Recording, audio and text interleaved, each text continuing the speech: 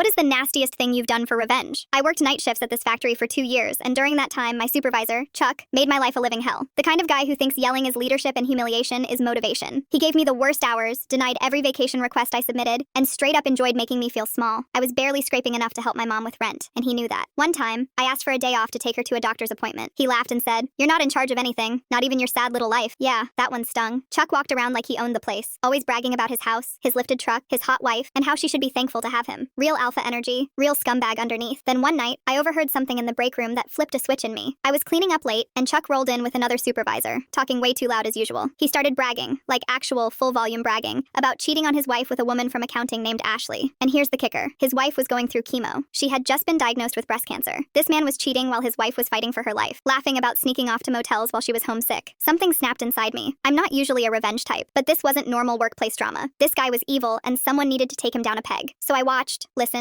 took notes. I noticed Chuck always left his phone unattended when he went for smoke breaks, and it was never locked. I started paying attention to his texts. He'd message Ashley during shifts, talk about their hookups at some motel across town, call his wife clingy and a drag. Once he even said he couldn't wait to be free. So I made a plan. First, I waited until he left his phone on the break room table, took photos of everything, screenshots of messages, motel dates, nasty comments about his wife, printed them out at the library, mailed them to his house with no return address. Just a sticky note that said, "Thought you should know." 2 days later, Chuck showed up to work looking like someone beat him with a sack of guilt. Eyes red, couldn't focus, checking his phone like it might save him. And that was just phase 1. See, Chuck lived for his reputation. He was always posting on Facebook about being a family man, quoting Bible verses, humble bragging about being a man of integrity. So I hit him where it hurt most. I made a fake Facebook profile using his name and picture, added everyone from his real life, friends, co-workers, his pastor. And then I made a post. "Rest in peace, Charles Jensen. You were a complicated man, but we hope you found peace. The memorial service will be announced soon." Full sad vibe obituary tone, like the Hallmark version of a eulogy. It exploded. Within an hour, the post had over 200 shares. People were calling Chuck's phone, crying, leaving voicemails. His brother drove 4 hours to comfort his widow. His kid's teacher dropped off flowers at their house. Even Ashley, his side piece, started posting about how she'd lost the love of her life. But here's the best part. His wife never corrected it. She'd already gotten the anonymous letter. She knew the truth now. And when people thought Chuck was dead, she just let it ride. Said nothing. Let the world believe he was gone. The next day, Chuck had to make his own awkward "I'm not dead" post. But by then, the damage was irreversible. Everyone at the factory had seen the memorial. People were side-eyeing him like he was a walking ghost. His pastor called him to ask why he'd faked his own death. HR got involved because someone thought they were supposed to send a company sympathy card. Chuck looked unhinged, trying to explain that he hadn't died and that the whole thing was some sick prank. No one believed him. They all thought he was having a breakdown from the divorce or the stress or whatever. Oh yeah, about that. His wife filed for divorce, made her own post that said, "My dead husband was cheating on me during my cancer treatment. Now that he's alive again, I'll let the lawyers handle it." That post went viral. In our small town, that's basically local fame. Chuck became a walking punchline. No friends, no respect. Side chick gone, wife gone, reputation obliterated. I still see him sometimes at the gas station. He keeps his head down now. Doesn't yell, doesn't brag. Funny how fast the mighty fall.